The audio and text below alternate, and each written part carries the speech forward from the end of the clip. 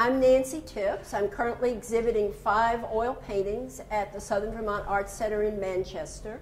I live in Vermont, and I've been painting for around 30 years. My particular interest is chiaroscuro because I like very much the way objects emerge from the shadows.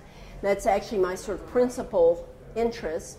I developed an interest in Philadelphia 30 years ago, painting with the atmospheric realists there. The other inspiration I would consider central is the light in Vermont.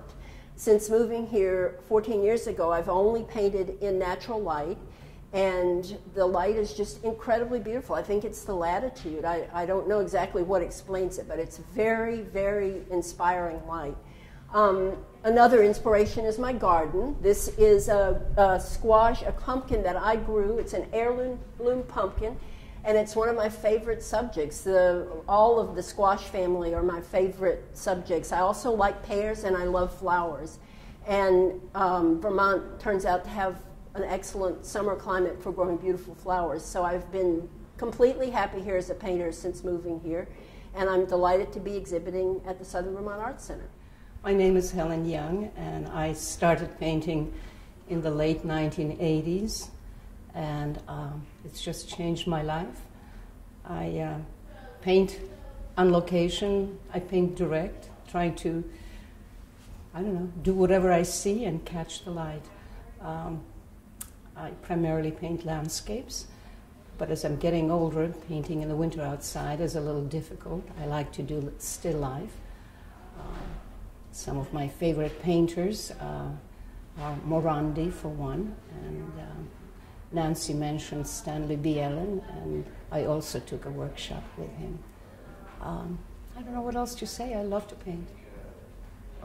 Hi, my name is Matthew Lerman. I'm a photographer.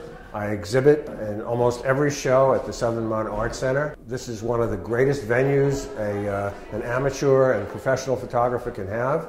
I feel great because I'm surrounded by wonderful, warm, loving people here.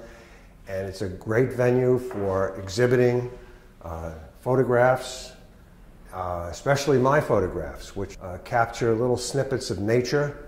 And I try to bring out the beauty in things. I take, for example, I take a leaf, a decaying leaf, and I make it into a wonderful visual dessert for people to look at. I do all kinds of photography, from scenic shots to such as this, which is a winter scene, maybe 20 minutes from my house, scenes of maple syrup collecting, and then I try to capture the intrinsic beauty of these decaying objects. And then I look at farms, and sometimes, unfortunately, farms decay and tractors rust.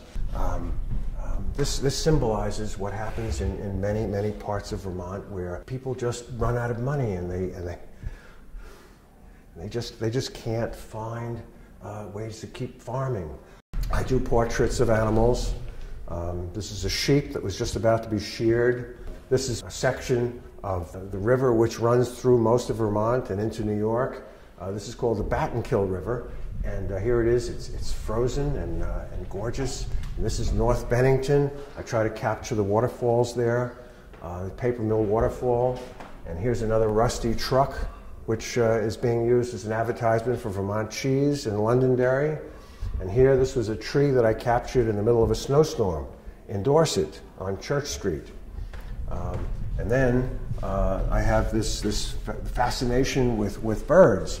And these are great blue herons. This is courtship. And this is a hawk, a red-tailed hawk. And this is a bird that was startled. It was coming in. It's called an anhinga. This bird swims underwater and catches fish. So that's kind of thing. That symbolizes what I have in the show here. So thank you very much. I'm Donna Friedman from Rupert, Vermont, and I'm here at Southern Vermont Art Center in Gallery 8 for the solo shows. My show, hanging in this gallery, I titled A Differing View. It's a series of non-representational paintings And by that I mean I don't begin with any particular object or subject, such as a scene or a specific thing that I'm trying to paint. Instead, I'm interested in putting together fragments and textures of shapes and lines and marks, colors, that end up for me forming the composition for the painting. Most of the pieces that you will see here do use encaustic painting, and that is incorporated along with oils, pastels, mixed media. Encaustic is an ancient method used by the Greeks thousands of years ago, and it entails taking beeswax and damar resin, heating them together to form a medium that you then can carve, you can embed into it, and you can paint. And so that it's a very versatile medium, and I'm using it particularly for the texture that it produces and the luminosity in the paintings. Yeah, my name is Catherine Wade. I'm a self-trained local artist, but I'm also living in Berlin, Germany, which is my background. I'm from Europe. And my interest in art was kind of always there. I got inspired by so many influences, like anybody else, colors, shapes, but I'm a historian as well. I see the world in historical shapes, and the way I'm working with human memory, I try to work as an artist as well. And what I want to show here in these paintings is detailed views, in between views, because memory and perception of humans, they change within the period of time and with the experience of people. As you can see in that painting, at first you see a big layer of blue, and then it sticks out this centerpiece. But this is how we perceive our reality based on our experiences in our personal life. We choose details. Our subconscious chooses details, and this is how we also deal with history. And I find it very interesting how to connect my two works between these two worlds, the history world and the art world. And it's amazing how I could come up with all these abstract artworks that at the first sight don't deal with history, but at the second glance they do, at least for me. I like to present some details and want to make sure that some of the highlighted details are not even the center of the work. Our eyes and our subconscious, they choose what we want to see, and maybe in a couple of years later we see something else in the same artwork or in the same piece of history. And this is when art and history become really interesting for me.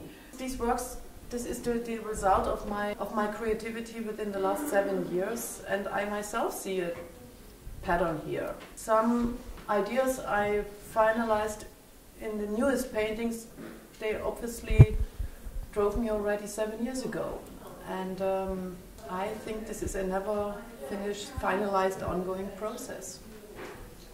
Hi, I'm Sandra C. Dovberg. These are some of the paintings in the show. I have about 28 paintings, and they're almost all abstracts with some reference to reality. But these paintings that we're looking at right now have pretty much a compositional theme of a T intersection, a T composition. But there's differences in them too. This one has a lot of medium, gel modeling paste medium that gives it texture, including spackle. This one does not have that medium, but it still has the compositional form of a T in it. This one, we go from a T composition form to maybe a cruciform, slightly off kilter. And it has a lot of modeling gel in it and a lot of texture. All of these paintings, by the way, are done with acrylic. This one is also a T intersection with sculptural medium in it to give it texture.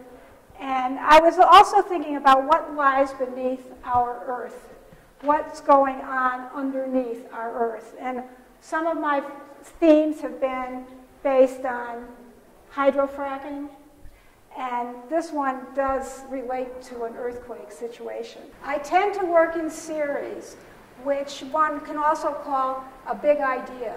And that means that I get the idea and then I progress through different paintings. And in the case of this painting, I was working on what lies beneath the earth, what's going on underneath, such as hydrofracking. Now this one, I'm looking from down in maybe the bottom of a canyon, and I'm looking up at the sky with maybe a sunset or a sunrise here. And I started thinking about how in the Southwest, the Indians and the spirits of the Indians and their belief is that everything is interrelated. And so this one's called Spirit Dance. And their spirits down here are also in the sky. Hi, I'm Marilyn Cavallari, and I am a member of the Southern Vermont Art Center. I've been showing my work for the past 3 years. My story is that I was an art major at the University of Buffalo, and my professor, my advisor at the end, told me to stick with dancing and to give up the painting, which I did. 3 years ago, I picked up a paintbrush, and I have been painting ever since. Very simple lines, very pure lines, and a lot of light. And I enjoy it as much as I enjoy my teaching of ballet. I don't ever feel like I'm going to work. Hi, my name is Kamini Chin. I was born, bred, raised, educated in Singapore. And art was something that originally started as a hobby, but over the years it has become much, much more than that. I have been painting for over 30 years. The medium I'm working with in the last 20 years has been watercolor, and it was partly by choice. The style I'm working with is realism. The subject matter is heavily floral. I do botanicals from life because, well, I'm a gardener. I love gardening, and I bring in my flowers and I paint them. They then get involved in the collages that I make for larger paintings. And most of my sketches and studies feed into a lot of the paintings that I finally decide to frame. Because like any other work, the paintings go through a gestation period. So if they don't live through that, they get torn up, thrown away, or die. So I like to show what I think people can relate to, whether or not they understand that painting for me is a process of visual discovery, of rhythms and shapes and patterns that suggest different interpretations and within the realm of realist paintings. And I am really very happy to be here, to be among artists of the same ilk. All right. My name's Ian Kreitz. I've been photographing probably since, I want to say, 2004 with a point-and-shoot camera, and then I went to an SLR in 2006. I started doing this kind of photograph a few years, I would say about 5 years ago, and these particular photographs I found very fascinating. Just how we take these machines, we make use of them, and then once they're of no use to us, we just leave them alone. They just fall apart, and the landscape kind of reclaims them. And I just find it fascinating the way that they, kind of just rust away. And there was another photographer that was sort of an inspiration, Gene Neely. He did similar photographs. And as soon as I converted them to the sepia toned, I thought of his work, and so it's mainly simple, just digital photography that I do on the computer. This location is in Greenwich, and it's an old hydroelectric dam.